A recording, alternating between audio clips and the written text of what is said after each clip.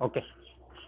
तर लास्ट लेक्चरला आपण स्टार्ट केलं होतं. काय केलं होतं तर बऱ्याच साऱ्या कंडिशन्स घेतल्या होत्या आपण. आता या ठिकाणी अर्धा जो पार्ट आहे तो स्टडी केला होता आपण हायड्रोस्टॅटिकचा. आता उरलेला जो अर्धा पार्ट आहे तो आपल्याला स्टडी करायचा आहे हायड्रोडायनामिकचा. या ठिकाणी आपल्याला स्टडी करायचा. ठीक आहे. आता हायड्रोडायनामिक मध्ये सर्व जे कन्सिडर करणार लिक्विड हे मोशन मध्येच असलं पाहिजे. रेस्ट कंडिशनला आपण ठेवणार नाही. जेव्हा जे काही फ्लुइड असेल तुमचं, ठीक आहे, मग त्याच्या दोन येतात, लिक्विड पण येतात आणि गॅसेस पण येतात. ठीक आहे. तर आपण या दोघांचा या ठिकाणी विचार करणार आहे. आता पुढे जर गेलात तुम्ही तर आपल्याला पुढची टर्म घ्यायचं, that is called as viscosity. आता विस्कॉसिटी का असतं त्यासाठी एक कन्सेप्ट समजून घेऊ आणि त्यानंतर मग पुढची कन्सेप्ट घेऊ आपण. ठीक आहे. क्रिटिकल व्हेलॉसिटी वगैरे काय असतं. ठीक आहे. मग आता नेक्स्ट स्टेप आहे तुमची किंवा कन्सेप्ट विस्कॉसिटी. तर हा वर्ड याच्या आधी पण आपण यूज केलेला होता, बरं की नाही. विस्कॉसिटी जे आहे ते आपण याच्या आधी पण यूज केलेला होता. आता विस्कॉसिटी काय असतं तर ते समजून घेऊ. सर्वात पहिले आता तुम्हाला काय करायचं आहे, जे रिव्हर्स लिक्विड आहे, नदीमध्ये वाहणारं जे पाणी आहे तर त्यासाठी आपण कन्सिडर करू. बघा, पूर आल्यानंतर लेयर्स काय होतात, वाढत जातात, बरं की नाही. पाण्याची जी लेवल आहे किंवा जे लिक्विड आहे त्याची लेवल काय होते, वाढत जाते. लेवल वाढल्यानंतर तुम्ही ऑब्झर्व कराल की वरचं जे लिक्विड आहे त्याचा स्पीड वाढायला सुरुवात होतो, बरं की नाही. आणि एका पर्टिक्युलर स्पीड नंतर तो जो फ्लो आहे तो कसा होतो, इरेग्युलर होतो. म्हणजे कधी जर पूर आल्यानंतरची ती कंडिशन आहे, बरं की नाही. आता आपण काय करू, जसं वरचं लेअर कन्सिडर केलं तर त्या लिक्विडचा जो टॉप सरफेस आहे त्याच्या खालचं घेऊ, म्हणजे बॉटम पर्यंत आपण विचार करू. आता जर तुम्ही ऑब्झर्व केलं की बॉटमचे जे लिक्विड्स असतात, ओके, बॉटमचे जे लिक्विड आहे ते रेस्ट कंडिशनला आहे. बघा, तुम्ही जर ऑब्झर्व करत असाल, पावसाळ्यामध्ये खूप पाणी पडलं, नदीला पूर वगैरे आला आणि उन्हाळ्यापर्यंत ते पाणी सर्व जवळपास संपून जातं, बरं की नाही. पाणी संपून गेल्यानंतर काही काही खड्ड्यामध्येच ते पाणी साचलेलं असतं. आता त्या पाण्याचा जो स्पीड आहे तो जवळपास किती असतो, 0. ते पाणी वाहतच नाही, बरं की नाही. म्हणजे याचा अर्थ काय, जो सर्वात खालचा लेअर असतो त्याचा स्पीड किती असतो तर 0 असतो. मग सर्वात खालचा जो लेअर आहे त्याला काय म्हणणार आहे आपण, स्टेशनरी लेअर या ठिकाणी कन्सिडर करणार. ठीक आहे. मग सर्वात पहिले मी हा लेअर घेतला, that layer is called as stationary layer. Stationary का, कारण की तो कसा आहे तर रेस्ट कंडिशनला आहे, म्हणून याला काय म्हणणार तर स्टेशनरी लेअर कन्सिडर करणार. ठीक आहे. Why stationary layer, because it speed remains 0. Okay. त्याचा जो स्पीड आहे किंवा फ्लो होण्याचा जो वेलोसिटी आहे ती किती असणार तर 0. म्हणून जो सर्वात बॉटमचा आहे तर त्या लेअरला म्हटलं जातं स्टेशनरी लेअर. आता आपल्याला काय करायचं, या लिक्विडच्या लेअर्सला काय करायचं तर नंबर ऑफ लेअर मध्ये आपल्याला डिवाइड करायचं. पण प्रत्येक लेअर तुम्हाला इक्वल एरियाचा कन्सिडर करायचा आणि त्याचं विड्थ जी आहे ती पण कशी असेल तर सेम असेल आणि प्रत्येकाची वेलोसिटी एका कॉन्स्टंट वेलोसिटीने इन्क्रीज होत राहणार. ठीक आहे. मग याच्या वरचा जर लेअर घेतला मी एका पर्टिक्युलर डिस्टन्स वरती, हे जेवढं डिस्टन्स आहे पुढचं लेअरचं पण डिस्टन्स तेवढंच घ्यायचं. ठीक आहे. मग याची वेलोसिटी याच्यापेक्षा पण थोडीशी जास्त राहणार. त्याच्या वरचं जर लेअर घेतलं तर त्याची वेलोसिटी वाढणार आहे. मग बघा, पहिला वेक्टर मी छोटा दाखवलेला आहे, दुसरा वेक्टर त्याच्यापेक्षा थोडासा मोठा आहे आणि दोघांमधला जो स्पेस आहे तो सारखाच आहे. तुम्ही आता नोटबुक मध्ये इझिली ड्रॉ करू शकता. ठीक आहे. इथं कमी जास्त होईल तर ते कन्सिडर करायचं. त्याच्या आणखीन वरती जर गेला तुम्ही तर त्याची जी वेलोसिटी आहे ती काय होणार आणखीन वाढत जाणार. ओके. मग मी जे वेक्टर दाखवू राहिलो प्रत्येक याच्यामध्ये तर त्याची तो जो वेक्टर आहे तो काय होतो तर वाढताना या ठिकाणी तुम्हाला दिसतो. आणि सर्वात वरचा लेअर घेऊ, तुम्ही किती पण लेअर घेऊ शकता. तर सपोज मी एवढे लेअर्स घेतले, ठीक आहे, आणि प्रत्येक लेअरची जी थिकनेस आहे, सपोज मी या लेअर स्टेशनरी लेअर पासून तर पहिल्या लेअरचं जे डिस्टन्स घेतलं ते किती घेतलं तर डेल्टा एक्स इतकं घेतलं. छोटे छोटे लेअर घ्यायचे आपल्याला, फिगर मध्ये थोडंसं जास्त दाखवलं. आणि याची जी वेलोसिटी आहे ती कितीने इन्क्रीज होणार, सपोज याची वेलोसिटी असेल डेल्टा व्ही, याची किती होणार आहे तर 2 डेल्टा व्ही. मग कोणता पण एक रेफरन्स लेअर घेऊ आपण.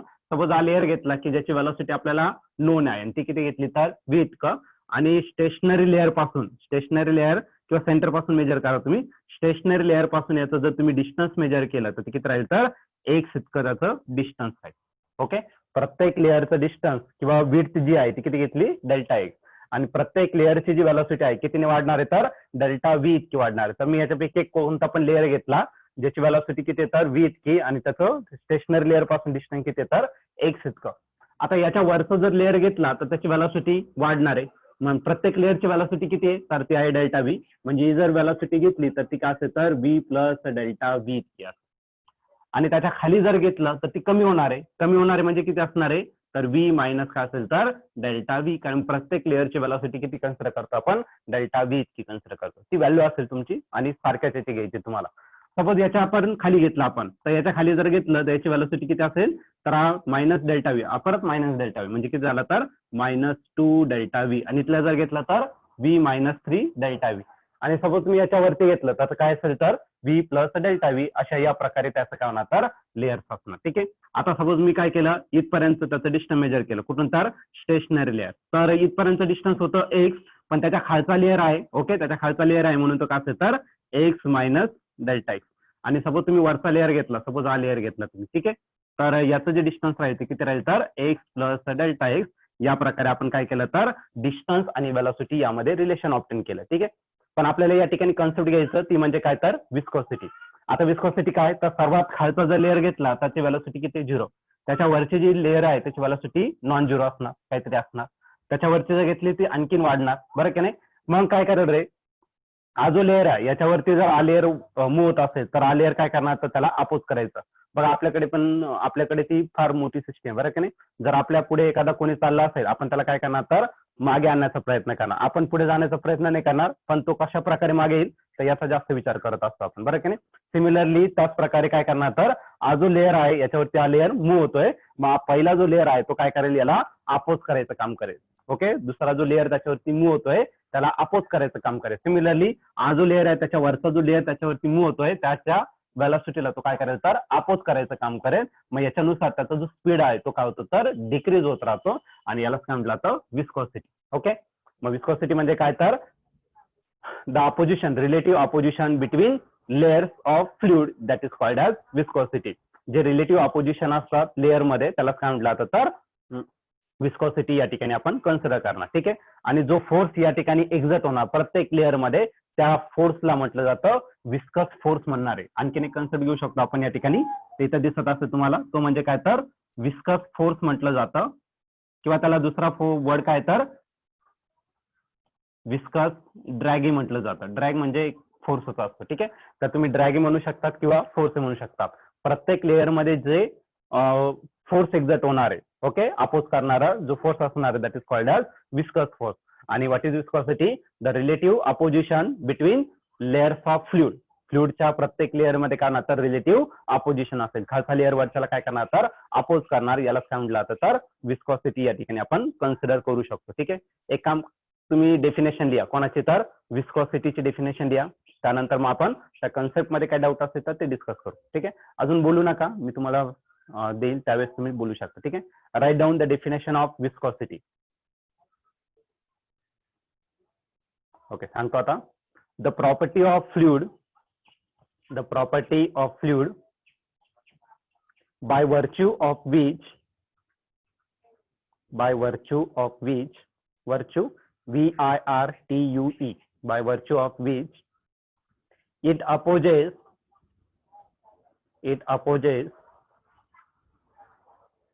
the relative motion, it opposes the relative motion between its different layer, between its different layer. its म्हणजे कोणता फ्लुइडचा, its different layer is called viscosity, is called viscosity. आता पुढचं घ्यायचं आपल्याला विस्कस फोर्स.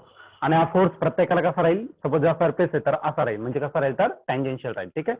तर नेक्स्ट टायटल टाका विस्कस फोर्स और it is also called as viscous drag.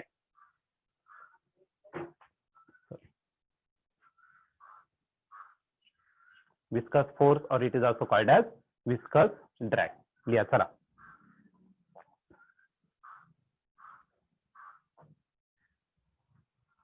लिहा viscous drag ची definition. The tangential force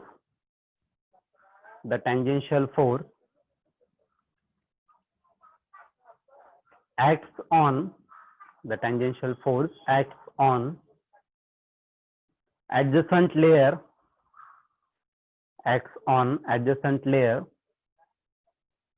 of fluid,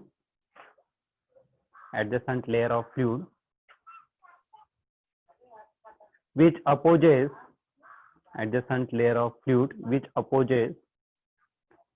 the relative motion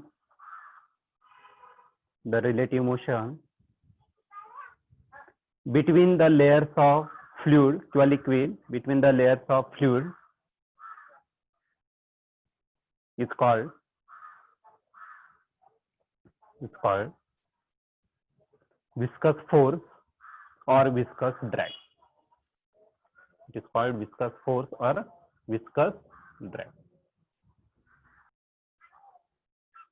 आता बघा वेलॉसिटी ग्रेडियंट काय असतं तर याच्या आधी पण आपण बऱ्याच सारे ग्रेडियंट बघितलं बरं की नाही. पोटेन्शियल ग्रेडियंट बघितलं होतं.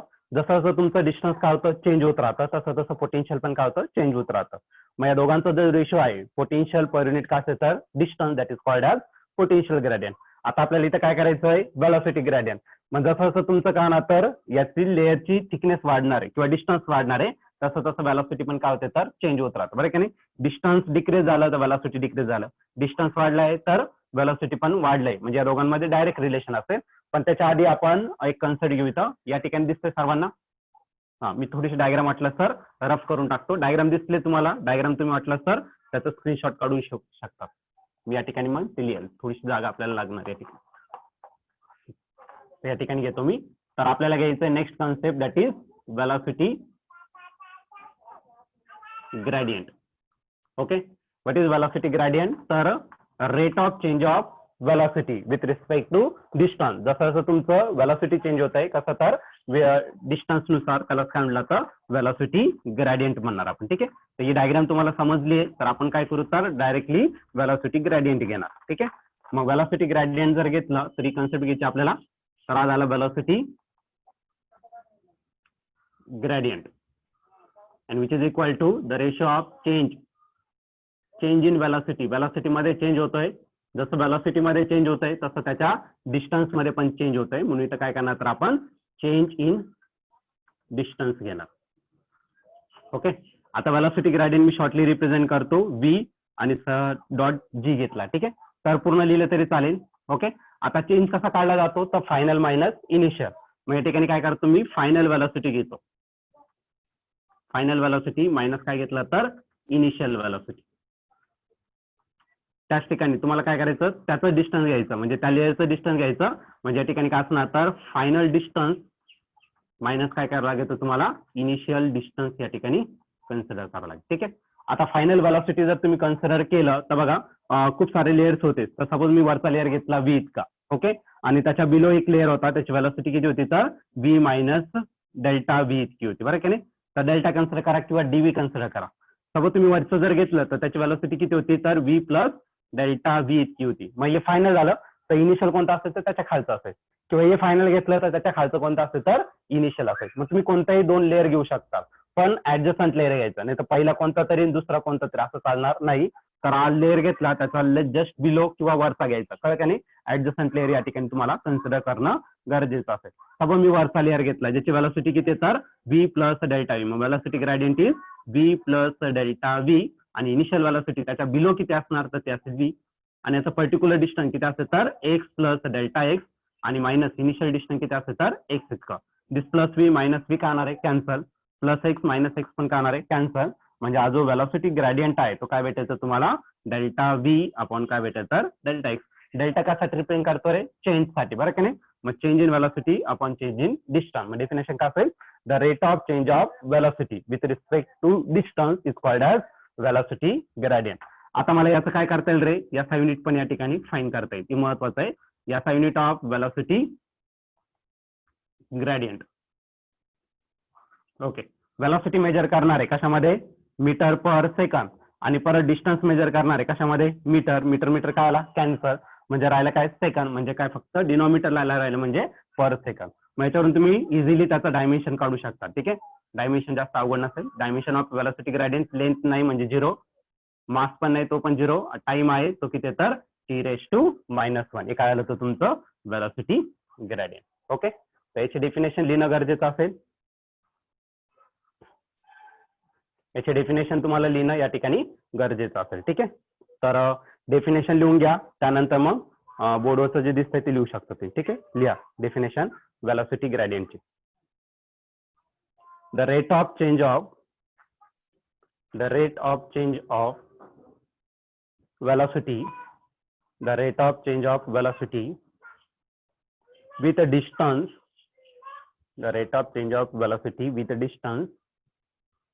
measured from the stationary layer is called velocity gradient. The rate of change of velocity with a distance measured from the stationary layer is called velocity gradient.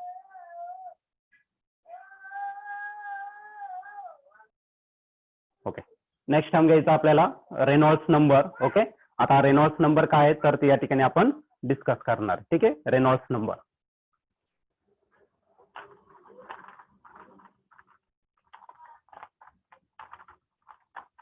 Important असेल, 2 मार्कासाठी हा विचारला जाईल. ठीक आहे, रेनॉल्ड्स नंबर. आता Reynolds number कशासाठी use केला जातो तर तुमचा जो लिक्विड आहे तर ते 2 प्रकारचे. एक आहे तुमचा जो फ्लो आहे, लिक्विडचा जो फ्लो आहे तो 2 प्रकारचा आहे. एक आहे तुमचं स्ट्रीमलाईन फ्लो आणि दुसरा आहे तुमचं टर्ब्युलंट फ्लो. बरं का नाही, तर मग कोणत्या प्रकारचा तुमचा फ्लो असणार आहे त्यासाठी आपण काय करणार तर रेनॉल्ड्स नंबर या ठिकाणी कन्सिडर करणार. ठीक आहे, मग नेक्स्ट टायटल असतं तुमचं रेनॉल्ड्स नंबर. ओके, हा जो रेनॉल्ड्स नंबर आहे तो रिप्रेझेंट करणार आहे आर सफिक्स एन ने. ठीक आहे, आर रेनॉल्ड साठी आणि एन कोणासाठी तर एन कशासाठी तर तुमचं नंबर साठी. ठीक आहे, Reynolds number R suffix N ने रिप्रेझेंट केला जातो. आता याच्यामध्ये बघा 2 प्रकारची व्हेलॉसिटी या ठिकाणी असली critical velocity. What is critical velocity तर ते समजून घ्या आधी. जसं जर तुमचं लिक्विडचं लेअर वाढत जात आहे बरं का नाही, तसं तसं व्हेलॉसिटी काय होतं तर वाढत जात आहे. मग अशी लेअरची व्हेलॉसिटी की त्या व्हेलॉसिटी नंतर तो फ्लो कसा होऊन जाईल तर टर्ब्युलंट, आणि त्याच्या बिलो जर घेतलं लेअर तर तो फ्लो कसा राहील तर स्ट्रीमलाईन. मग ती जी पर्टिक्युलर व्हेलॉसिटी आहे त्याला काय म्हटलं तर क्रिटिकल व्हेलॉसिटी ऑफ फ्लो म्हटलं जातं. ठीक आहे, मग आपण क्रिटिकल व्हेलॉसिटी पण घेणार आहे. मग हा जो critical velocity of liquid flow असतो, ओके, कशावरती डिपेंड असतो तर that should be depend on the coefficient of viscosity. एक काम करू, रेनॉल्ड्स नंबर ठीक आहे घेऊन टाकू. आता कोइफिशियंट ऑफ विस्कोसिटी काय आहे तर ते आपल्याला पुढे समजेलच, त्याच्या आधी आपण घेऊन टाकू. ठीक आहे, critical velocity of liquid flow is directly proportional to the coefficient of viscosity, and that coefficient of viscosity कशाने रिप्रेझेंट केला जातो तर eta ने रिप्रेझेंट केला जातो.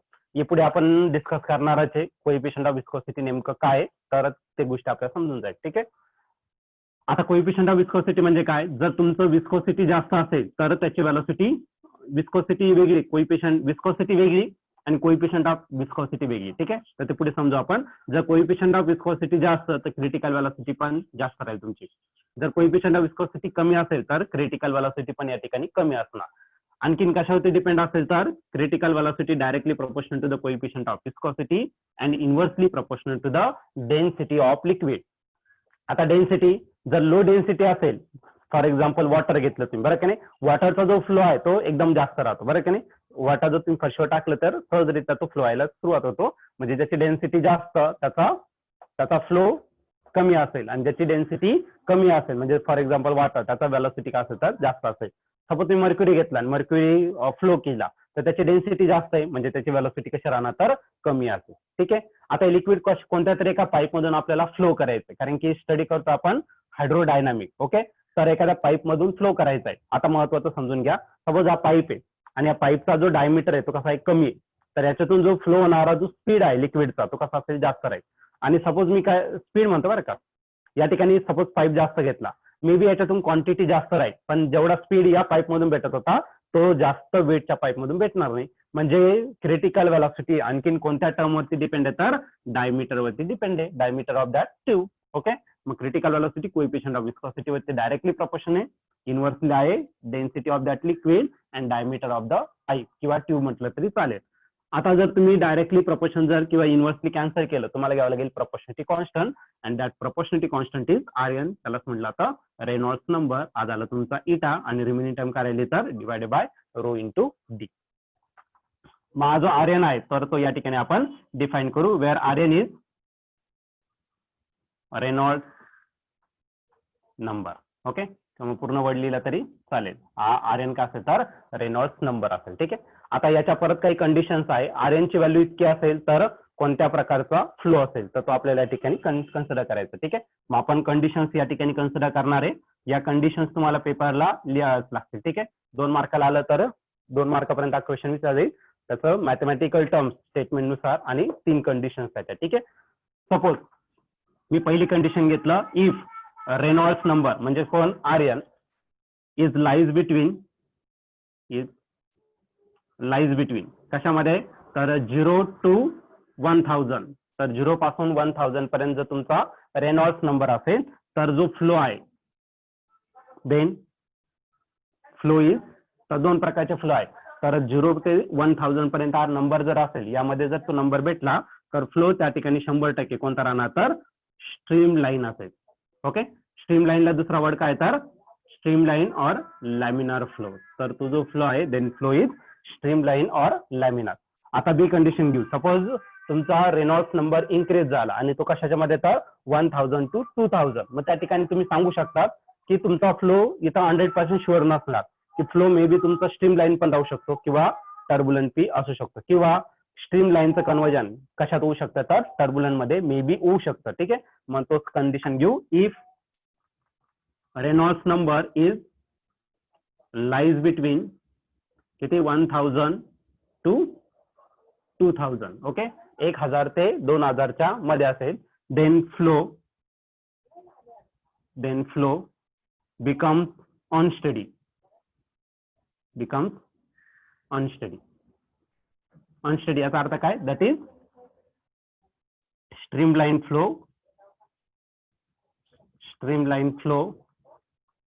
may convert into turbulent.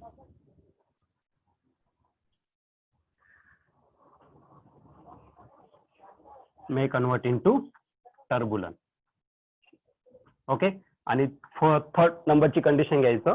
Suppose तुमचा जो रेनॉल्ड्स नंबर आहे तो 2000 पेक्षा जास्त आहे, तर तिथं 100% तुम्ही शुअर असणार की फ्लो कोणता राहील, तर टर्बुलंट राहील. म्हणजे पहिल्या केसमध्ये 0 ते 1000 असेल तर 100% तुम्ही शुअर आहे की फ्लो कसा आहे, तर स्ट्रीम लाईन किंवा लॅमिनार आहे, बरं की नाही. जर ते 1000 to 2000 असेल तर तिथं मे बी तुमचं स्ट्रीम लाईन किंवा टर्बुलंट राहू शकतं, बरं की नाही. म्हणजे या ठिकाणी 100% तुम्ही शुअर नाही. पण तो ग्रेटर दॅन काय असेल, तर 2000. इफ रेनॉल्ड्स नंबर इज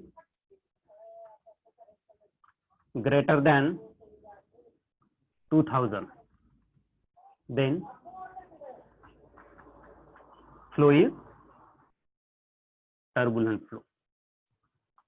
तर त्या केसमध्ये जो फ्लो असणार आहे तो कसा राहील, तर तुमचा टर्बुलंट फ्लोच असला पाहिजे. इथं 100% तुम्ही शुअरिटी घेऊ शकता. ठीक आहे, तर हे झालं तुमचं काय, तर रेनॉल्ड्स नंबर बद्दल आपण डिस्कस केलं. ठीक आहे, तर आधी एक काम करा, व्हॉट इज रेनॉल्ड्स नंबर. त्याच्या आधी एक काम करा, क्रिटिकल व्हेलॉसिटी काय, तर त्याचे डेफिनेशन आपण या ठिकाणी लिहून घेऊ. What is critical velocity. जर तुमच्या लिक्विडचा लेअर वाढत गेला तर त्याची व्हेलॉसिटी पण वाढत जाणार, आणि एका पर्टिक्युलर व्हेलॉसिटी नंतर तो फ्लो काय होतो, तर टर्बुलंट मध्ये कन्वर्ट होतो. त्या पर्टिक्युलर व्हेलॉसिटीला काय म्हटलं जातं, तर क्रिटिकल व्हेलॉसिटी म्हटलं जातं. ठीक आहे, मग एक काम करा, क्रिटिकल व्हेलॉसिटीची डेफिनेशन द्या. क्रिटिकल व्हेलॉसिटी टाका title. The velocity of liquid flow, the velocity of liquid flow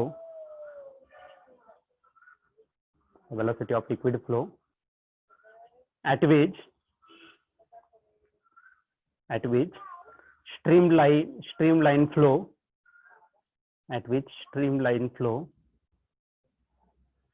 becomes turbulent flow. The velocity at which streamline flow becomes turbulent flow is called critical velocity.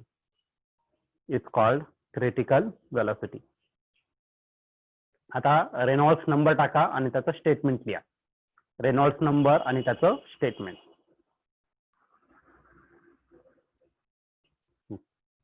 लिहा. Statement, the critical velocity of liquid flow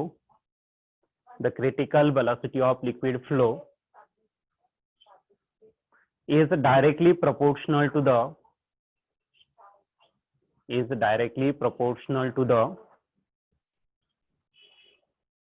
coefficient of viscosity,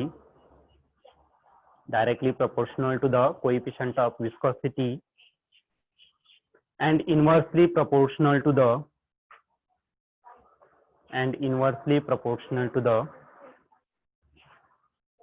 density of liquid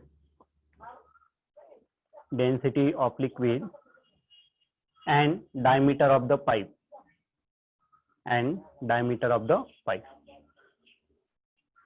okay, तर बोर्डवरचं तुम्ही लिहू शकता आता. आणि जर कोणाला doubt असेल तर नेक्स्ट घ्यायचं आपल्याला coefficient of viscosity, it is also called as Newton's law. Okay, तर आपल्याला पुढचा पॉईंट घ्यायचा आहे कोएफिशियंट ऑफ विस्कॉसिटी और it is also called as Newton's law.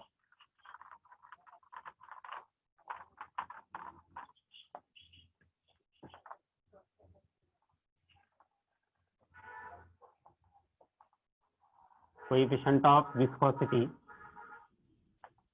or it is also called as Newton's law. Okay, important आहे. तर आपण question तुम्हाला येणार पेपरला किती मार्कासाठी, तर 3-1 मार्कापर्यंत हा विचारला जाऊ शकतो किंवा 2 मार्कापर्यंत. एवढं काय मोठं नाहीये पण विचारला जाईल. इम्पॉर्टंट आहे. आता बघा न्यूटन्स या ठिकाणी आलेला आहे आणि न्यूटनने बऱ्याच साऱ्या गोष्टी ज्या आहे तर त्या फोर्सच्या रिलेटेड सांगितलं बरं की नाही. मग या ठिकाणी न्यूटन्स लॉ आलाय म्हणजे आपल्याला काय करायचं तर फोर्स साठीच या ठिकाणी डिफाईन करायचं. ठीक आहे, आणि त्याला कोएफिशियंट ऑफ विस्कॉसिटी हे आपण इतक्यात बघितलं रेनॉल्ड्स नंबर मध्ये. कोएफिशियंट ऑफ विस्कॉसिटी या ठिकाणी आपण आता डिस्कस करणार आहे. मग त्याच्यावरून तुम्हाला क्लिअर होऊन जाईल तर तो डायरेक्टली का प्रपोर्शन आहे. ठीक आहे, आता न्यूटन्स लॉ जर घेतलं तर न्यूटनने काय सांगितलं, जे लिक्विडचे आपण लेयर्स घेतले होते बरं की नाही, सर्वात वरचा जो लेअर आहे त्याची वेलोसिटी वाढत जाणार बरं की नाही. मग या 2 लेअर मध्ये एक फोर्स एक्झर्ट होतो, त्याला काय म्हटलं होतं आपण, विस्कस फोर्स म्हटलं होतं बरं की नाही. जो टेंजेन्शियल फोर्स या लेअर मध्ये ऍक्ट होतो that is called as viscous force. म्हणजे अजून न्यूटन्स लॉ आहे तो कोणासाठी ऍप्लिकेबल असेल तर विस्कस फोर्स साठी असेल बिटवीन 2 लेअर्स. आता याच्यामध्ये 2 फोर्सेस आपल्याला घ्यायचं आहे पण सध्या आपण न्यूटन घेऊ. आणि न्यूटन कोणासाठी तर लेयर्स ऑफ लिक्विड, हे समजून घ्या. परत मी याच्यावरती लक्ष कॉन्सन्ट्रेट करण्याचा प्रयत्न करा. कशावरती तर लेयर्स ऑफ लिक्विड जर असेल तर त्यासाठी जो फॉर्म्युला यूज करायचा तो कोणता असेल तर न्यूटन्स लॉ यूज करायचा. ठीक आहे, आणि पुढचा जो घ्यायचा आपल्याला तो फोर्स वेगळा असेल. ठीक आहे, तर 2 फोर्सेस आहे तर त्यामध्ये व्यवस्थित कॉन्सन्ट्रेट करा आणि दोन्ही वेगवेगळे आहे. तर लेयर्स ऑफ लिक्विड असेल आणि त्यामध्ये जो फोर्स एक्झर्ट होतो तो आपल्याला या ठिकाणी डिसाईड करायचा. मग आता बघा द विस्कस फोर्स, आता याचं स्टेटमेंट सांगतो मी तुम्हाला. The viscous force acting between any 2 layers of liquid, लिक्विडच्या कोणत्याही 2 लेअर मध्ये ऍडजस्टंट लेअर, हा लेअर घ्या नाही तर मग हा लेअर घ्या, कोणत्याही लेअर मध्ये जो विस्कस फोर्स ऍक्ट होतोय तो कशावरती डिपेंड असतो तर तो डायरेक्टली डिपेंड असणार तुमचा एरिया ऑफ दॅट लेअर. याचा एरिया जर वाढला, ओके, लिक्विडचं जर मी लेअर वाढवलं तर फोर्स जास्त असणार, लिक्विडचे लेअर मी कमी केले तर तिचा जो फोर्स ऍक्ट होणार तो कसा असणार तर कमी असणार बरं की नाही. म्हणजे तुमचा जो फोर्स आहे तो कशावरती डिपेंड आहे तर या लिक्विडचा एरिया किती घेतला. Area increases, force acting between that 2 layer also increases. If area decreases then force acting between that 2 layer also decreases. ही पहिली कन्सेप्ट झाली. ठीक आहे, आणखीन कशावरती डिपेंड आहे तर आग मूव्ह होणार आहे बरं की नाही. याची वेलोसिटी वरच्या लेअरची वाढत जाणार पण डिस्टन्स नुसार ती चेंज होत राहते. म्हणजे या ठिकाणी आणखीन एक टर्म घ्यायचं ती म्हणजे काय तर वेलोसिटी ग्रेडियंट. मग तुम्ही डी ने रिप्रेझेंट करा किंवा डेल्टाने रिप्रेझेंट केलं तरी चालेल. मग डेल्टा व्ही अपॉन का असेल तर डेल्टा एक्स असेल तर याच्यावरती तो डिपेंड असतो. ओके, मग वेलोसिटी ग्रेडियंट जेवढा जास्त, स्पीड जेवढा जास्त तेवढा फोर्स जास्त ऍक्ट होणार, स्पीड कमी असेल तर तेवढा फोर्स का असणार तर कमी असेल. ठीक आहे, आणि डिस्टन्स पण इथं मॅटर करते. मग डिस्टन्स वाढलं तर त्यानुसार, डिस्टन्स जर वाढलं इन्व्हर्सली, डिस्टन्स वरती इन्व्हर्सली आणि वेलोसिटी वरती डायरेक्टली प्रोपोर्शन. ठीक आहे, म्हणजे हा जो विस्कस स्टेटमेंट समजून घ्या. The viscous force acting between any 2 layer of fluid किंवा liquid is directly proportional to the area of that layer and velocity gradient. आता जर तुम्ही डायरेक्टली प्रोपोर्शन जर कॅन्सल केलं तुम्हाला प्रोपोर्शनिटी कॉन्स्टंट घ्यावा लागेल आणि हा जो प्रोपोर्शनिटी कॉन्स्टंट आहे तो काय घेतला तर इटा घेतला. आणि पुढे काय राहील तर पुढे राहील तुमचं ए आणि ब्रॅकेट मध्ये राहिलं काय delta V upon delta x किंवा डी कन्सिडर केलं तरी चालेल. पुस्तकात तुम्हाला डी दिलेलं आहे तर डेल्टा घ्या डी घ्या काही फरक पडणार नाही. आता इटा काय तर ते समजून घेऊ आपण. वेअर इटा is coefficient of viscosity. Coefficient of काय असेल तर विस्कोसिटी. आता कोएफिशियंट ऑफ विस्कोसिटी काय असतं तर ते आपण या ठिकाणी कन्सिडर करू. मग इटा इकडे काय मल्टिप्लाय, इकडे काय ना तर डिवाइड, मग इथे रिमेनिंग होता फोर्स, त्याला डिवाइड करायचं कशाने तर एरियाने. परत इकडे मल्टिप्लाय वेलोसिटी ग्रेडियंट तो पण काय होणार इकडे डिवाइड होणार. म्हणजे काय भेटेल तर तुम्हाला delta V upon delta x भेटेल. तुम्ही डी घ्या डेल्टा घ्या काही फरक पडत नाही. ठीक आहे, तर त्याला जास्त काही इम्पॉर्टन्स नाहीये. मग इटा इज इक्वल टू काय असेल तर force per unit area per unit velocity gradient. आता तुम्हाला डेफिनेशन विचारली जाईल कोणाची तर what is coefficient of viscosity. तर तुम्हाला पाठ करायची अजिबात गरज नाहीये, जो फॉर्म्युला दिसतोय तेच तुम्हाला सांगायचंय. फक्त जी डिनॉमिनेटरची टर्म असेल तर त्या ठिकाणी काय यूज करणार तर पर युनिट यूज करणार आणि न्यूमरेटरचे असेल तर ऍज इट इज रीड करणार. What is coefficient of viscosity the viscous force acting between any 2 layer per unit area of that layer of per unit velocity gradient. Okay, viscous force act होणार आहे, per unit एरियाचं layer असणार आहे आणि per unit काय असेल तर velocity gradient असेल. याला काय म्हटलं जातं, कोइफिशियंट ऑफ विस्कोसिटी म्हटलं जातं. ठीक आहे, डेफिनेशन एकदम क्लिअर असेल, जे दिसतंय तेच तुम्हाला या ठिकाणी राईट करायचं आहे. आता याच्यानंतर डेफिनेशन तर झाली, याचं काय करू आपण, SI युनिट या ठिकाणी फाईन करू. SI unit of coefficient of viscosity that means इटा. आता याच्यात फोर्स मेजर करणार आहे, फोर्स कशामध्ये मेजर केला जातो तर न्यूटन मध्ये. एरिया मेजर करणार आहे कशामध्ये, मीटर म्हणजे झालं पर मीटर, बरं की नाही. आणि वेलॉसिटी ग्रेडियंटचं इतक्यात आपण युनिट घेतलं ते काय होतं तर पर सेकंड होतं. म्हणजे हा S⁻⁻1 न्यूमरेटर गेला तर प्लस येणार, म्हणजे काय आलं तर मी एक काम करतो न्यूटन सेकंड करतो आणि काय आलं तर पर मीटर स्क्वेअर. आम्हाला का फोर्सचा आहे युनिट न्यूटन, एरियाचा आहे मीटर स्क्वेअर म्हणजे पर मीटर स्क्वेअर, आणि याचा युनिट आहे पर सेकंड, मग तो डिनॉमिनेटर पर सेकंड, न्यूमरेटर गेला तर फक्त सेकंड होणार, मग Newton second per metre square झालं तुमचं कोइफिशियंट ऑफ विस्कोसिटीचं युनिट. आता याचं काय करू आपण, डायमेन्शन या ठिकाणी फाईन करू. डायमेन्शन ऑफ इटा करा, कोइफिशियंट ऑफ विस्कोसिटी. आता न्यूटन जर म्हटला तर न्यूटन कोणाचं युनिट आहे तर ते आहे फोर्सचं, बरं की नाही. आणि फोर्सचा जो फॉर्म्युला घेतला तर तो असं तुमचा मास इंटू ऍक्सलरेशन, मग मास झाला किलोग्राम, ऍक्सलरेशन झालं मीटर पर सेकंड स्क्वेअर, हे माहिती आहे तुम्हाला. त्याला परत मल्टिप्लाय करायचं सेकंडने, मग इथं पण सेकंडने मल्टिप्लाय करा. त्याला परत डिवाइड करायचं मीटर स्क्वेअर, याला परत डिवाइड करा मीटर स्क्वेअर. काय काय कॅन्सल होणार तर इथला सेकंड सेकंड कॅन्सल, इथला मीटर आणि इथला मीटर कॅन्सल, मग न्यूमरेटरला काय शिल्लक राहिलं फक्त केजी, डिनॉमिनेटरला काय राहिलं मीटर आणि इथला राहिला सेकंड. मग युनिट काय आलं केजी पर मीटर पर सेकंड, आज स्प्लिट केलेला तुमचं युनिट असेल. मग डायमेन्शन घेतलं तर एल म्हणजे मीटर, तो झालं L⁻⁻1. पुढे यम म्हटलं तर किलोग्राम, किलोग्राम एकदाचे म्हणजे M⁻1 आणि टाइम डिनॉमिनेटरला एकदाचे म्हणजे T⁻ काय आलं तर -1 झालं. ठीक आहे, तर हे झालं काय तर तुमचं SI युनिट आणि त्याचं डायमेन्शन. सिमिलरली तुम्हाला याचं CGS युनिट पण असतं, CGS युनिट तुम्हाला घ्यावं लागेल कारण की न्यूमेरिकल मध्ये देताना काही वेळेस CGS युनिट देतात.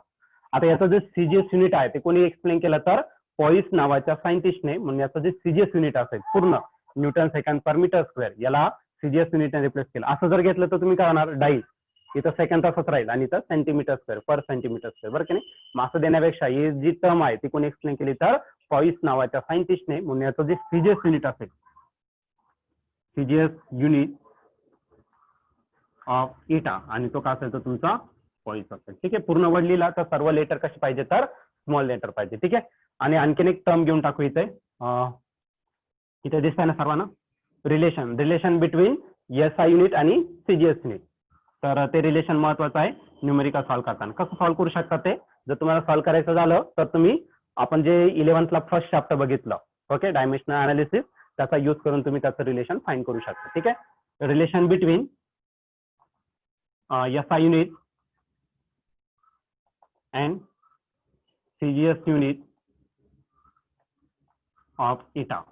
इटाचं SI युनिट आणि CGS युनिट या ठिकाणी आपल्याला डिफाईन करायचं.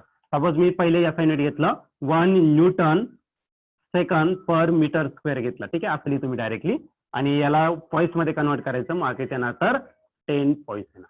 ओके, मग 1 newton second per metre square is equal to 10 points. तर हे कन्वर्जन तुम्हाला लक्षात ठेवणं या ठिकाणी गरजेचं असेल. आता तुम्हाला अशी पण डेफिनेशन विचारली जाईल पेपरला, काय व्हॉट इज 1 पॉइंट. 1 पॉइंट काय असेल, म्हणजे ज्यावेळेस जो फोर्स ऍक्ट होतोय तो फोर्स किती असला पाहिजे, 1 dyne. Okay, what is 1 point, if force acting between any two layer किंवा the viscous force acting between any two layer is 1 dyne, area of that layer is 1 centimetre square. कळलं का नाही, area किती असेल 1 centimetre square, आणि velocity gradient किती असेल तर 1 असेल, युनिट असेल, and unit velocity gradient, then that coefficient of viscosity is called as 1 point. Okay, म्हणजे ज्यावेळेस तुमचं फोर्स 1 न्यूटन डाईन असेल आणि एरिया जो आहे तो किती असेल तर पर सेंटीमीटर स्क्वेअर असेल किंवा युनिट सेंटीमीटर स्क्वेअर असेल, आणि वेलॉसिटी ग्रेडियंट किती असेल तर पर सेकंड असेल, एका सेकंड. त्याचं CGS आणि MK सारखंच आहे. तर त्या केसमध्ये कोइफिशियंट ऑफ विस्कोसिटीला म्हटलं जातं काय तर पॉइस म्हटलं जातं. ठीक आहे, तर याच्यामध्ये नवीन नवीन कन्सेप्ट आलेले आपल्याला. तर आता तुम्हाला इटा समजला असेल, वेलॉसिटी ग्रेडियंट वरती कसा आहे तर इनव्हर्सली डिपेंड आहे. ठीक आहे, वेलॉसिटी ग्रेडियंट म्हणतो मी. ठीक आहे, मग वेलॉसिटी. ओके, तर या कन्सेप्ट झाल्या तुम्हाला. आता याच्यात कोणाला काही डाऊट असेल तर त्याने विचारून घेणे, किंवा त्याच्या आधी एक काम करा, स्टेटमेंट लिहून घ्या. स्टेटमेंट लिहा, नंतर मग आपण डाऊट डिस्कस करू तुमचं. ठीक आहे, कोइफिशियंट ऑफ विस्कोसिटी और it is also called as Newton's law of viscosity. Newton's law of viscosity किंवा कोइफिशियंट ऑफ विस्कॉसिटी स्टेटमेंट लिहा. आणि अजून एक महत्वाचं, जो फ्लो आहे तो कसा पाहिजे तर दॅट शुड बी स्ट्रीमलाईन. हे स्ट्रीमलाईन साठीच कंडिशन्स आहेत. ओके, स्ट्रीमलाईन नसेल तर मग चालणार नाही, कारण तुम्ही लिक्विडचे लेयर्स घेताय त्याची वेलॉसिटी कॉन्स्टंट पाहिजे, म्हणजे तो स्ट्रीमलाईन असणं गरजेचं आहे. चला लिहा मग आता स्टेटमेंट. कोइफिशियंट ऑफ विस्कॉसिटी और Newton's law of viscosity statement.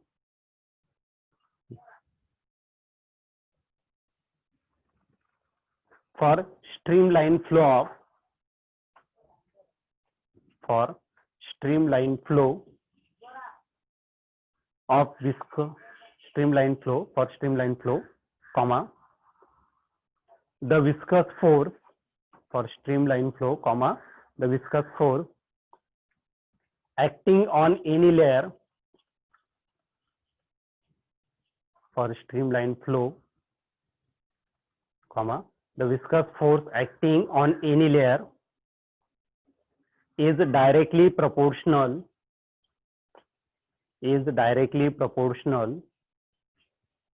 to the area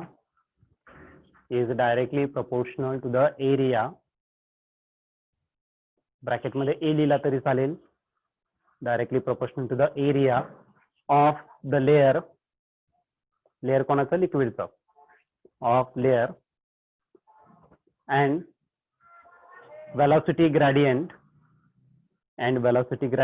bracket मध्ये तुम्ही delta V upon delta X केलं तरी चालेल. ओके, हे झालं तुमचं स्टेटमेंट. आता एक काम करा, write down the definition of coefficient of viscosity. The viscous force acting between any two layer, the viscous force acting between any two layer per unit area of that layer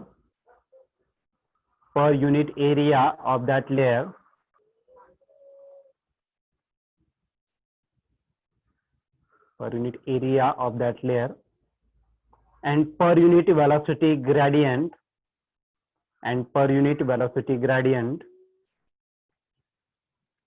is called coefficient of viscosity. आणखीन एक definition घेऊन टाका पॉइसची. What is poised, त्याची definition लिहा, म्हणजे आपलं लिहिणं संपून जाईल सगळं. लिहा चला, पॉइस. if a force चे डेफिनेशन लिहायचं.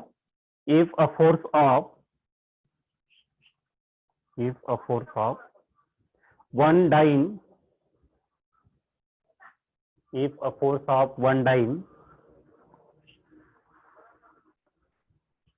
per square centimeter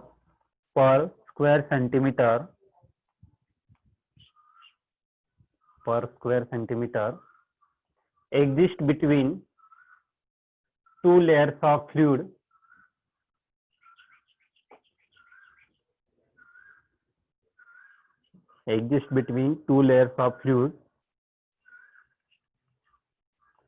per unit velocity gradient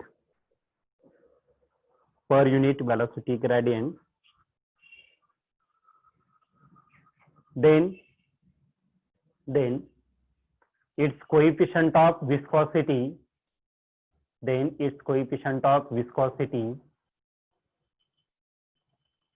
is called 1 point. SI unit of coefficient of viscosity and CGS unit of coefficient of viscosity याच्यात रिलेशन घ्यायचं आहे. मग आपण काय करणार आहे, लेट कन्सिडर करू. Let 1 newton second per metre square is equal to, suppose तिथं 10 आहे तर आपण याला काय कन्सिडर करू, एक्स कन्सिडर करू, आणि या ठिकाणी काय घेतलं तर एक्स पॉइस घेतला आपण. ओके, आणि याला काय करा, इक्वेशन 1 कन्सिडर करा. आता मला काय करायचं, या एक्स ची व्हॅल्यू या ठिकाणी फाइंड करायचं. मग सर्वात पहिले तुम्हाला काय कन्सिडर करावं लागेल, याचं डायमेन्शन फाइंड करणं गरजेचं आहे, जे ऑलरेडी आपण या ठिकाणी फाइंड केलेलं आहे. बरं का नाही. मग या ठिकाणी डायमेन्शन लिहून टाका. Equation 1 can be return in dimension form. पेपरला विचारणार नाहीये. आता तुमची फरमाईश आहे त्याच्यामुळे मी तुम्हाला ते सॉल्व्ह करून देतो नाही का, नाही तर याची ऍक्च्युअली गरज नाहीये. मग आता याला सीजीएस बघा, एसआय युनिट जर घेतला तर तो 1 ने रिप्रेझेंट करणार. L1 असेल, M1 असेल आणि टी पण काय घेतला आपण 1 घेतला. आणि याचा रेशो किती आहे -1, M रेशो किती आहे 1 आणि टी रेशो किती आहे तर -1. आणि या ठिकाणी मी x कन्सिडर केला तर ऍज इट इज असेल. सीजीएस युनिट साठी मी 2 रिप्रेझेंट करणार, L2 M2 आणि या काय घेतला T2. इथं असेल रेशो -1 1 आणि टी रेशो -1. युनिट बदलणार नाही, फक्त त्याची काय म्हणतात दोन सिस्टीम घेतल्या आपण, एक एसआय आणि सीजीएस. युनिट तेच असेल बरं की नाही, किंवा डायमेन्शन तेच असेल. मग आता आपल्याला एक्स फाईंड करायचं, इथं इकडे मल्टिप्लाय, इकडे काय करा डिवाइड करून टाका. मग काय येईल तर L raise to -1 M raise to 1 आणि T रेश टू -1. त्याला डिवाइड करायचं या टर्मने, म्हणजे काय भेटेल L2 raise to -1 M2 raise to 1 आणि T2 रेश टू -1. आता काय करू आपण L सेपरेट करून टाकू, लेंथ सेपरेट करू. मग L2 डिवाइडेड बाय L1, दोघांचा रेश टू -1 आणि -1 घेतला. नंतर मासेस सेपरेट करून घेऊ, M1 डिवाइडेड बाय काय घेतला M2 आणि त्याचा रेश टू 1. तसा T1 डिवाइडेड बाय काय घेतला T2 त्याचा रेश टू -1. आता वरची सिस्टीम कोणती आहे तर ते आहे तुमचं एम केस. एम केस मध्ये लेंथ मेजर करणारे मीटर मध्ये, सीजीएस मध्ये मेजर करणारे सेंटीमीटर, त्याचा रेश टू -1. एम केस मध्ये मास मेजर करणारे कशात किलोग्राम आणि हा जो मेजर करणार तो ग्राम मध्ये, रेश टू 1 झाला. टाइम दोन्ही सेकंड मध्ये मेजर करणार, सीजीएस असू दे एम केस, म्हणजे ही टर्म पूर्णतः कॅन्सल झाली. आता 1 मीटर म्हणजे किती सेंटीमीटर असतं 100 म्हणजे किती 10⁻² सेंटीमीटर. 1 metre means 100 centimetre. आणि 1 किलोग्राम म्हणजे किती 1000 किलोग्राम म्हणजे किती 10⁻³ 1000 वरती 3 झिरो म्हणून 10⁻³ आणि 100 वरती 2 झिरो म्हणून 10⁻² झाला. आणि divided by gram raise to 1, पुढची टर्म कॅन्सल झाली. ग्राम कॅन्सल, सेंटीमीटर कॅन्सल झाला. या ठिकाणी -1 आहे. ठीक आहे, या दोन्ही पॉवरचे काय करायचं मल्टिप्लिकेशन करायचं तुम्हाला. ठीक आहे, मग 10⁻² हा काय आहे x इज इक्वल टू 10⁻² किती आहे -2 +2 आणि हा -1 म्हणजे किती राहिलं 10⁻². आणि यांचं किती होणार आहे 10⁻² फक्त 3 3 × 1 इज 3 -2 आणि 10⁻² + 3 किती होणार तर 10⁻1 1 म्हणजेच काय तर 10 आणि व्हॅल्यू तर पुट करून टाका, झाला आन्सर. देअरफॉर इक्वेशन 1 म्हणून टाका आणि ती इक्वेशन भेटून जाईल तुम्हाला. इक्वेशन 1 बिकम काय तर 1 newton second per metre square is equal to x जागी टाकलं 10 आणि हा 10 का असेल तर तुमचा पॉईंट. तर हे मॅथमॅटिकल टर्म्स मध्ये आपण रिप्रेझेंट केलं, ऍक्च्युअली त्याची काही गरज नाहीये. ओके, नेक्स्ट घ्यायचं आपल्याला Stokes law. Next topic that is Stokes law and which is important. आणि पेपरला हे आता जेवढे पण टॉपिक आज स्टडी करतोय ते सर्व एकमेकांशी रिलेटेड आहे. हा, कोणी आता मध्ये बोलायचं नाहीये. तर आपण नेक्स्ट पॉईंट घेऊ स्टोक्स लॉ आणि या पेपरला इम्पॉर्टंट असणार आहे स्टोक्स लॉ. तर पेपरला तुम्हाला 1 मार्कासाठी पण विचारलं जाईल आणि 3 मार्कासाठी पण विचारलं जाईल. 1 मार्काला विचारलं तर तुम्हाला फक्त त्याचं स्टेटमेंट आणि मॅथमॅटिकल फॉर्म्स लिहायचं आहे. आणि जर 3 मार्काला विचारलं तर ते कसं आलं आणि ते डायमेन्शनली आपल्याला काय करायचं या ठिकाणी प्रूव्ह करायचं. ठीक आहे, तर एवढा डिफरन्स आहे त्याच्यामध्ये. तर आता आपण स्टोक्स लॉ घेऊ. आता स्टोक्स लॉ जो आहे तर स्टोकने काय सांगितलं तर तोही फोर्स सांगितलाय त्याने, विस्कस फोर्सच सांगितलाय तिथं. पण तो विस्कस जो फोर्स आहे, आधीचा जो न्यूटन्स लॉ होता तो जो विस्कस फोर्स आहे तो कशामध्ये तर लेअर मध्ये. ओके, आणि हा जो स्टोक्स लॉ आहे तर तो कोणासाठी सांगितला, सपोज तुमचं एक विस्कस लिक्विड आहे, या स्टोक्स लॉ मध्ये जे लिक्विड घेणार आहे that should be viscous liquid, म्हणजे जास्त चिकट घ्यायचं आपल्याला, कळलं का नाही, ऑइल वगैरे घ्यायचं. आणि याच्यामध्ये सपोज एखादा स्पेरिकल ऑब्जेक्ट मी काय केलं तर सोडला. ठीक आहे, जसा स्पेरिकल ऑब्जेक्ट खाली जाणार आहे तर तसं काय होणार त्याचा स्पीड वाढत जाणार. वरून जो सोडला स्पीड इनिशियली काय होणार तर वाढणार आहे. पण त्या लिक्विड मध्ये काही डिस्टन्स ट्रॅव्हल केल्यानंतर तो काय होतो तर एका कॉन्स्टंट स्पीड काय करतो अटेन करतो. त्या कॉन्स्टंट स्पीडला काय म्हटलं जातं तर टर्मिनल व्हेलॉसिटी म्हटलं जातं. आता या ठिकाणी आपण 2 व्हेलॉसिटी घेतोय, एक झाली आपली क्रिटिकल व्हेलॉसिटी, अशी व्हेलॉसिटी की त्या व्हेलॉसिटी नंतर फ्लो कसा राहतो टर्ब्युलंट, त्याला क्रिटिकल, आणि तो आपल्याला न्यूटन्स लॉ मध्ये घ्यायचा बरं की नाही. म्हणजे आपण ती काय म्हणतात त्या व्हेलॉसिटी ग्रेडियंट घेतला ना त्यानुसार. या ठिकाणी टर्मिनल व्हेलॉसिटी असेल. टर्मिनल व्हेलॉसिटी काय, जर सपोज एखादा स्पेरिकल ऑब्जेक्ट विस्कस फ्लुइड मध्ये टाकला तर इनिशियली त्याची व्हेलॉसिटी मॅक्झिमम राहणार, पण लिक्विड मधून फ्लो केल्यानंतर काही डिस्टन्स ट्रॅव्हल केल्यानंतर त्याच्यावरती एक विस्कस फोर्स ऍक्ट होणार. Because of that viscous force याची जी व्हेलॉसिटी आहे ती काय तर रिड्यूस होत जाणार आणि फायनली तो काय करणार तर एक कॉन्स्टंट स्पीड अटेन करणार. That constant speed is called as terminal velocity म्हटलं जातं, त्याला काय म्हटलं जातं, टर्मिनल वेलॉसिटी. ठीक आहे. मग या ठिकाणी पण आपल्याला फोर्सच घ्यायचा, पण तो कोणासाठी, तर एखादा स्पेरिकल ऑब्जेक्ट लिक्विड मधून फ्लो होत असेल तर. आणि आधीचा जो न्यूटन्स लॉ आहे तो कोणासाठी, तर लेयर्स ऑफ लिक्विड. मी परत परत सांगतोय, तर या गोष्टी लक्षात ठेवा. न्यूमेरिकल मध्ये तुम्ही न्यूटन्स लॉच्या जागी स्टोक्स लॉच्या जागी न्यूटन्स लॉ आणि सगळं गडबड. ओके. तर त्याच्यात स्पेसिफिकली मेन्शन असणार layers of liquid Newton's law. आणि स्पेरिकल ऑब्जेक्ट असेल त्याच्यावरती ऍक्ट होणारा जो फोर्स आहे तो असेल तुमचा स्टोक्स लॉ. ठीक आहे. मग आता तेच आपल्याला या ठिकाणी कन्सिडर करायचं. The viscous force acting on any spherical object. आता मी डायग्राम काढतो, त्या डायग्राम वरून तुम्हाला समजून जाईल. ठीक आहे. हा स्पेरिकल ऑब्जेक्ट आहे आणि विस्कस फ्लुइड आहे, आणि त्या स्पेरिकल ऑब्जेक्टला मी काय केलं, वरून सोडलं आणि इथं गेल्यानंतर त्याने काय केलं, तर एक कॉन्स्टंट स्पीड काय केलं, तर अटेंड केला. मग याच्यावरती जो फोर्स ऍक्ट होतो तो घेणार आपण. ठीक आहे. The viscous force acting on any small spherical object. Okay. कोणत्या एका छोट्या स्पेरिकल ऑब्जेक्ट वरती जो विस्कस फोर्स ऍक्ट होतो तो कशावरती डिपेंड असेल, it directly proportional to the radius of that sphere. त्या स्पियरची रेडियस किती आहे, तर सपोज रेडियस कमी असेल तर विस्कस फोर्स कसा असेल, कमी ऍक्ट होणार. साईज कमी झाली ना, साईज जेवढी कमी तेवढा विस्कस फोर्स कमी, आणि साईज जर वाढली तर तेवढा विस्कस फोर्स का ना, तर वाढणार आहे. म्हणजे हा जो विस्कस फोर्स ऍक्टिंग होणार आहे त्या स्पेरिकल ऑब्जेक्ट वरील तो कशावरती डिपेंड असेल, तर तुमच्या रेडियस वरती डिपेंड असेल त्या स्पेरिकल ऑब्जेक्टच्या. आणखीन कशावरती डिपेंड असेल, तर कोणत्या वेलॉसिटीने तो फ्लो होतोय. जर ती कॉन्स्टंट वेलॉसिटी अटेंड केलं तर that is called as terminal velocity. Okay. And directly proportional to the velocity through the fluid. त्या फ्लुइड मधून त्या स्पेरिकल ऑब्जेक्टची वेलॉसिटी किती आहे त्याच्यावरती तो डिपेंड असेल.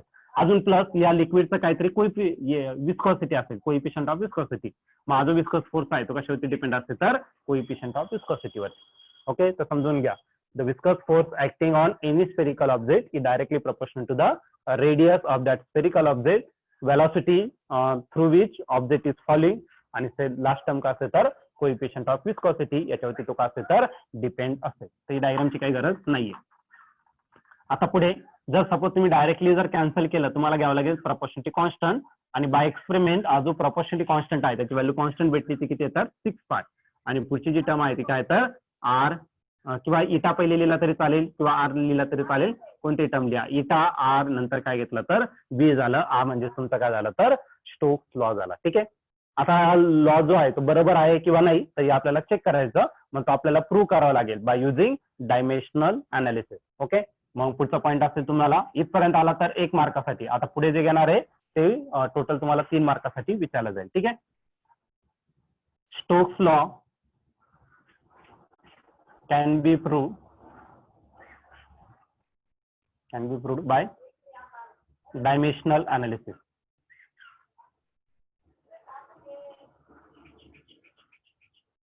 ओके. तर डायमेन्शनल अनालिसिसचा यूज करून आपल्याला काय करायचं, स्टोक्स लॉ या ठिकाणी प्रूव्ह करायचा. मग याला कन्सिडर करू. लेट हा जो फोर्स आहे तर एफ कन्सिडर केला. 6π ला सपोज मी कॉन्स्टंट घेतला तो के घेतला, आणि पुढची जी टर्म आहे इटा आर व्ही, सपोज मी इटाचा एक पॉवर घेतला तो काय घेतला ए, आरचा पण एक पॉवर घेतला तो काय घेतला बी, आणि जी व्हेलॉसिटी आहे त्याचं पॉवर काय घेतलं सी. इथं जर तुम्ही ऑब्झर्व केलं याची पॉवरच नाही, म्हणजे याचा अर्थ काय, त्याची पॉवर किती पाहिजे, याची 1, याची पण किती पाहिजे, तर 1 पाहिजे. म्हणजे ए ची व्हॅल्यू 1 भेटली पाहिजे, बी ची पण 1 आणि सी ची पण 1. जर हे 1 भेटलं तरच आपलं डेरिवेशन राईट आहे, अदरवाईज ते कसं असेल तर रॉंग असेल. मग याला काय करू आपण, इक्वेशन 1 कन्सिडर करू. मग सर्वात पहिले फोर्सचं डायमेन्शन फाइंड करू. एका टर्मचं आपल्याला डायमेन्शन घ्यायचं. मग डायमेन्शन ऑफ काय घेतला, तर फोर्स घेतला. ओके. आता फोर्स जर घेतला तर फॉर्म्युला मास इंटू ऍक्सेलरेशन, मास किलोग्राम, ऍक्सेलरेशन मीटर पर सेकंड स्क्वेअर. मग सांगायचं डायमेन्शन काय येईल, तर L⁻1 राहील, M⁻2 पण किती राहील 1, आणि T⁻2 किती राहिला तर -2. हे झालं तुमचं कोणाचं, तर एफचं. त्यानंतर आपल्याला डायमेन्शन घ्यायचं पुढच्या टर्मचं, तो म्हणजे काय, तर इटाचा. डायमेन्शन ऑफ इटा, कोइफिशियंट ऑफ विस्कोसिटी. याचं डायमेन्शन इतक्यात आपण फाईंड केलं होतं. काय होतं कोइफिशियंट ऑफ विस्कोसिटी, याचा formula F divided by A into होता तुमचा dv अपॉन dx होता, किंवा डेल्टा अपॉन डेल्टा एक्स, बरं की नाही, delta V upon delta x. Force आहे न्यूटन मध्ये, म्हणजे तो त्याचा जो युनिट आहे काय घेतला, केजी मीटर पर सेकंड स्क्वेअर इतक्या घेतला आपण. एरियाचं काय असणार आहे, मीटर स्क्वेअर, आणि याचं जे आहे ते पर सेकंड. मग सेकंड वरती सेकंड कॅन्सल, मीटर कॅन्सल. मग काय राहील, तर L⁻⁻1, M⁻1, आणि T⁻2 किती भेटेल, तर T⁻⁻1 भेटेल. हे झालं तुमचं डायमेन्शन कोणाचं, इटाचं. ओके. त्यानंतर पुढचा घ्यायचा आपल्याला आरचं डायमेन्शन घ्यायचं. मग डायमेन्शन ऑफ आर रेडियस, आणि रेडियस जर घेतला तर l⁻1, m तुमचा 0 राहील आणि t पण किती राहील 0 राहील, कारण की लेंथ मीटर मध्ये रेडियस मीटर मध्ये मोजणार. व्हेलॉसिटीचं युनिट असतं मीटर पर सेकंद. मग नेक्स्ट स्टेप घ्यायची आपल्याला डायमेन्शन ऑफ व्हेलॉसिटी, आणि तो असेल l⁻1, m 0 असेल आणि t⁻1 मीटर पर सेकंद. म्हणजे आपण ईच अँड एव्हरी टर्मचं काय केलं तर डायमेन्शन या ठिकाणी फाइंड केलं. आता एक काम करा, ही जे डायमेन्शन आहे ते इक्वेशन 1 मध्ये पुट करा. म्हणजे आपण पुढची स्टेप घेऊ शकतो. Equation 1 can be return in dimension form. डायमेन्शनच्या स्वरूपात काय करायचं आपल्याला, इक्वेशन 1 या ठिकाणी लिहायचं. ठीक आहे. मग इक्वेशन 1 जर लिहिलं तर सर्वात पहिले फोर्स आहे तर त्याचं डायमेन्शन घेऊन टाका, आणि त्याचं डायमेन्शन आहे l⁻1, m⁻1 आणि t किती तर -2. त्याचा रेशो काहीच नाही तर सोडून द्या. के ला डायमेन्शन नसतं, युनिट नसतं, के पण सोडून द्या. राहिलं इटा. मग इटाचं डायमेन्शन काय आहे तर तो आहे l⁻1, m⁻1 आणि t⁻1. त्याचा रेशो किती रे तर त्याचा रेशो आहे a. पुढे नंतर आरचं डायमेन्शन घ्यायचं. आरचं डायमेन्शन काय आहे तर काय l⁻1, m0 आणि t काय तर 0. त्याचा रेशो काय घेतला b घेतला. आणि आणखीन एक लास्ट टर्म आहे ती म्हणजे व्हेलॉसिटी. त्याचं डायमेन्शन आहे l⁻1, m⁻0 आणि t⁻1. त्याचा रेशो काय तर c. आता रेस्ट असेल, पॉवरचा पॉवर असेल तर दोघांचं काय होणार आहे मल्टिप्लिकेशन. मग तीच टर्म घ्यायचं. पहिली टर्म ऍज इट इज लिहा.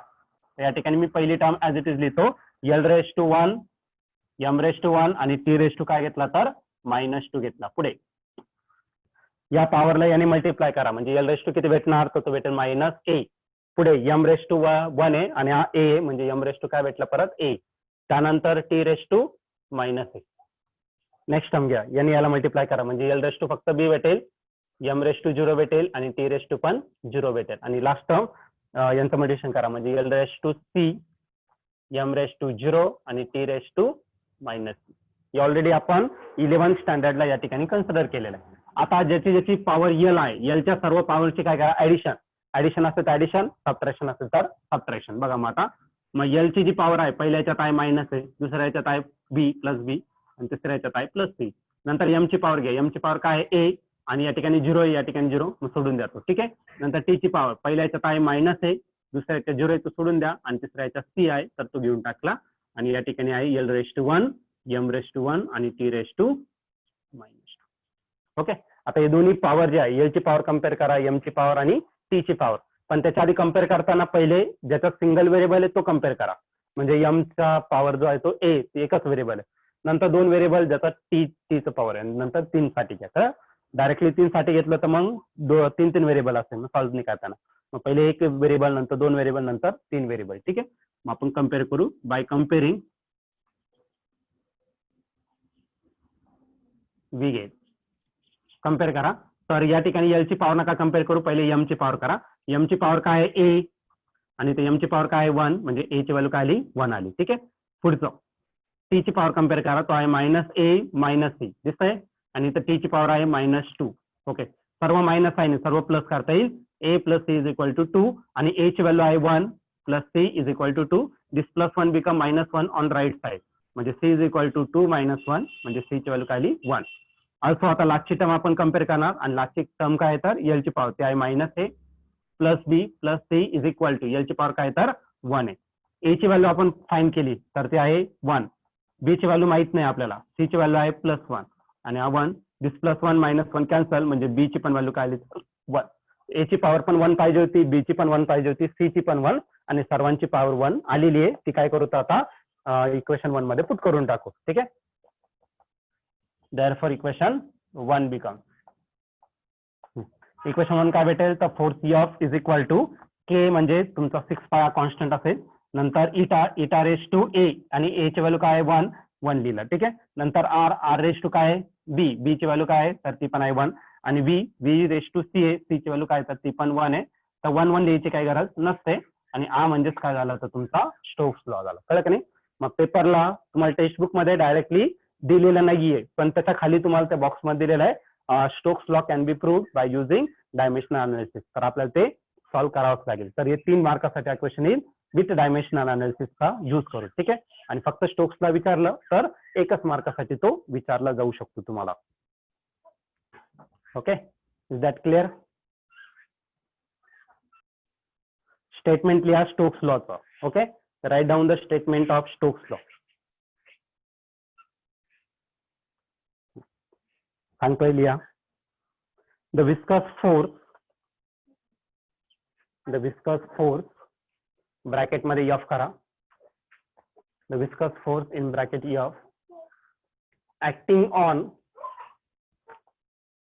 acting on a small spherical object, acting on small spherical object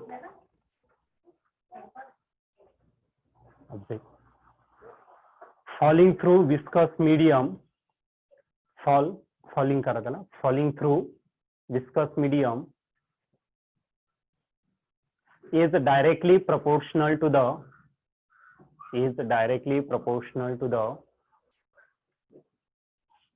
coefficient of viscosity in bracket eta करा. radius bracket मध्ये r करा. radius of the sphere and its velocity through the fluid,